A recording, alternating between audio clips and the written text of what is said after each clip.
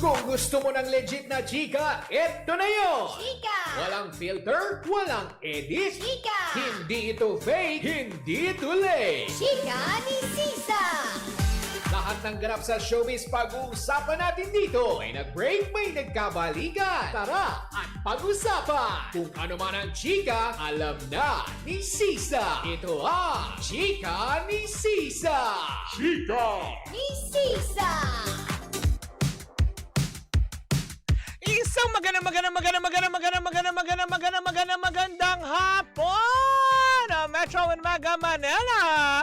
Ako po si Kapitana Sisa at eto na ang Chika ni Sisa! Hello pa rin po sa lahat ng ating mga pangga na patuloy pa rin po nakaantabay at sumusubaybay sa ating mga programa simula pa kaninang umaga. Hello po sa inyong lahat, diba? Kamusta naman? Nako, gusto ko munang batiin sina Lani, Mama Goya, Tito Joel, Tita Glenn, ganda, eto na. Makinig kayong maigi. Dahil kung food supplement lang din naman ang inyong hanap na purong sangkap at walang halong chemical, well, eto na ang pinaka magandang sagot sa inyong mga katanungan. Ang MX3 capsules ay low in sodium, fat-free at cholesterol-free. Nagtataglay ito ng alpha, beta, gamma nutrients na may antioxidants and anti-inflammatory properties. Ang bawat MX3 products ay dumaan sa ISO state-of-the-art na certified na planta at masusing pinag-aralan ng mga highly trained pharmacists at microbiologists.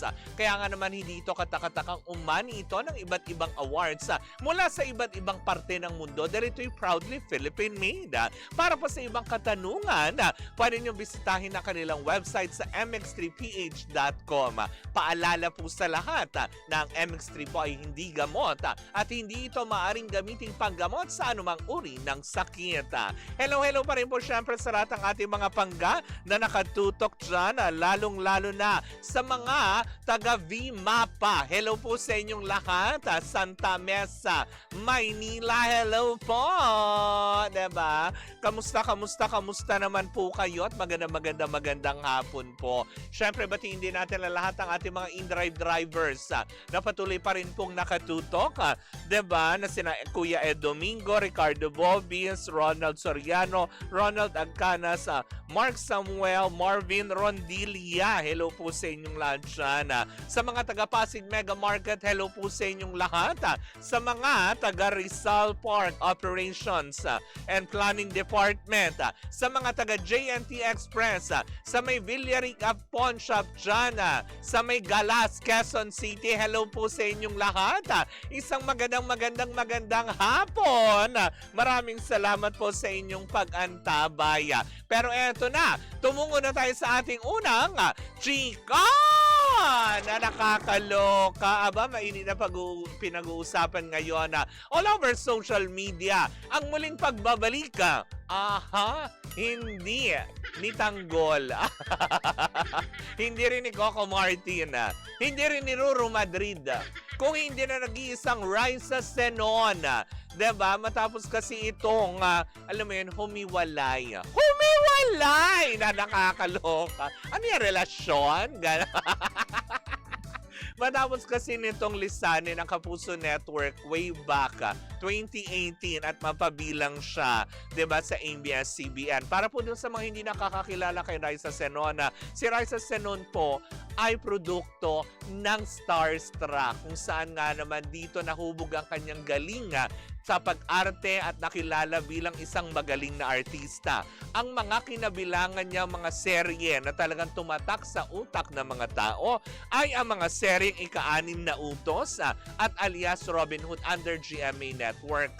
Pero nung lumipat siya ng 2018 sa ABS-CBN, doon naman talaga na mayagpag ang kanyang karera nang mapabilang siya sa FPJ sa Ang Probinsyano at ang The General's Daughter na alam ko si Angel Locsin na nag-starring nito, diba? If I'm not mistaken, diba? The General's Daughter. Oo, na nakakaloka. Ito yung kanyang mga seryeng, mga proyektong kanyang ginawa under ABS-CBN. Kanina po ang aking mga binanggit ang mga proyektong kanyang kinabilangan na under GMA7, buhat ng siya ay, alam mo yung makawala. Makawala na nakakaloka.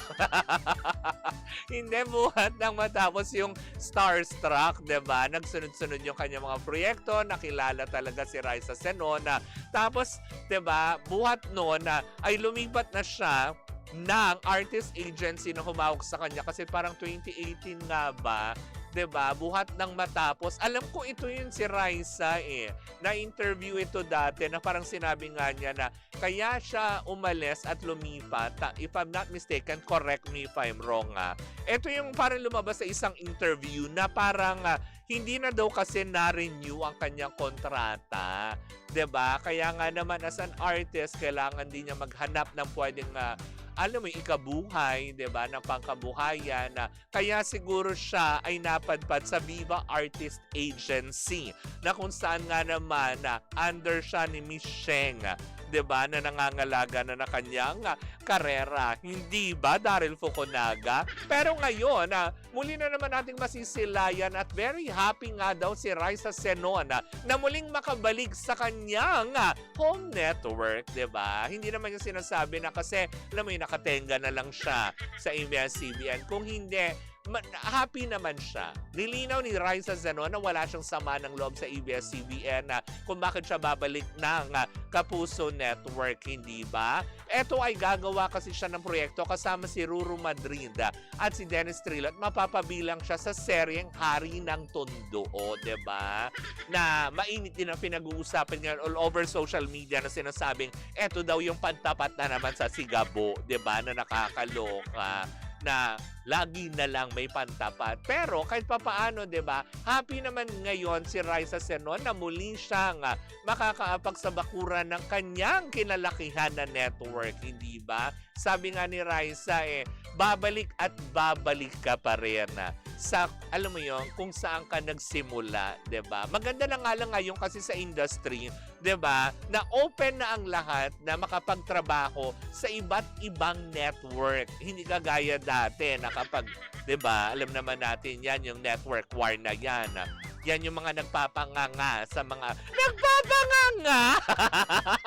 sa mga artista na kapag walang work lalo ngangers, 'di ba? Mag-iintay ka talaga kung sino yung mga susunod kasi ang dami pang mga naka-line up.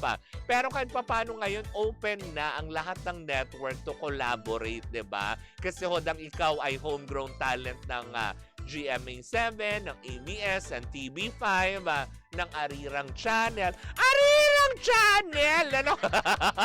Ba naman nadadama yung Arirang Channel niya? May Arirang Channel pa ba? Kasi di ba sa mga cable, yan yung mga nasa dulong channel na, di ba? Lalong-lalo na doon sa Sky Cable, di ba? Nasa dulo na sa 100 plus ata. Na nakakaloka, di ba? Pero yun na nga, as in talagang at least kahit papaano, 'di ba? Happy naman din ang lahat sa mga nangyayari, lalo pa sa mga artista na gusto lang din naman ay magtrabaho. Kaya to Raisa Senona, good luck, 'di ba, girl? Isa kang magaling na actress, patunayan mo na yan sa iba't ibang serye kahit anong role ang iyong gampanan, talaga naman nabibigyan mo ng justice, 'di ba? Ang mga karaktera na iyong pinoportray sa bawat teleseryeng inyong pinalalabas, 'di ba? Kaya good luck. Ang tabayanan na lang natin kung totoo nga talagang ipapantapat ang Hari ng Tondo sa Sigabo, 'di ba? Kasi nga naman, 'di ba, chismis yung Sigabo magsisimula daw ng June 22. Chismis yun. Malalaman na lang din natin kung may katotohanan ba yon o wali, hindi ba? But anyways, nako mga pangga, yan po muna ang ating unang chika sa ating first gap. Tayo po ay magbabalik. Well, in the meantime, mga pangga, muli po ako po si Kapitana Sisa at eto pa rin ang chika ni Sisa. Woo, woo, woo, woo, woo! At tuloy-tuloy pa rin po ang ating tugtugan. Dito po lamang yan sa number 106.7 Energy FM. Pangga, wag mong sabihin radyo, sabihin mo Energy!